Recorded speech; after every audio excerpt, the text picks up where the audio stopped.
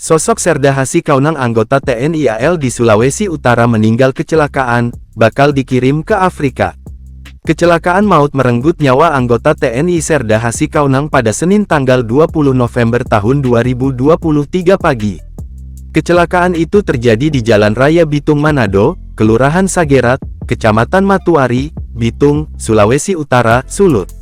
Kabar meninggalnya Serda Hasikaunang ikut membuat jajaran Lantamal 8 Manado terpukul.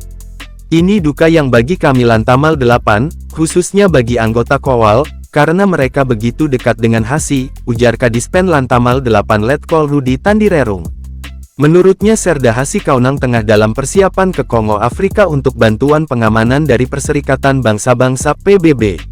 Ini sangat membuat kami terpukul, anaknya baik, orangnya supel, dan bertanggung jawab dalam melaksanakan perintah atasan, jelasnya.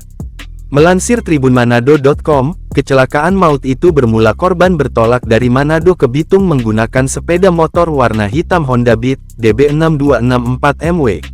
Sekitar pukul 4.30 WITA, melintas di tempat kejadian perkara TKP, dan mengalami kecelakaan, di Jalan Raya Bitung Manado di Kelurahan Sagerat Kecamatan Matuari Bitung. Belum diketahui kronologi rinci kecelakaan, warga mendapati korban telah terjatuh dari motor yang dikendarai. Korban lalu dievakuasi pakai mobil patroli Polsek Matuari ke Rumah Sakit Manembo-Nembo RSMN, Bitung dan meninggal di rumah sakit. Yopi, salah satu saksi mengatakan, sebelum kecelakaan ia melihat korban dengan motornya dari arah Manado ke Bitung. Saat bersamaan dari arah yang sama, melintas motor besar Moge Honda CBR 150 warna putih DB 2249 FM. Moge itu dikendarai laki-laki Elvar Katiandago, 48, warga desa Tontalete, yang ikut dimintai keterangan polisi sebagai saksi. Tiba-tiba kami dengar korban jatuh dari motor, kami bergegas melihat ke jalan dan dapati korban tergeletak di aspal, cerita Yopi. Saksi mata lainnya, Iska yang rumahnya dekat dengan tempat kejadian perkara TKP, saat kejadian tengah baring di dalam rumah.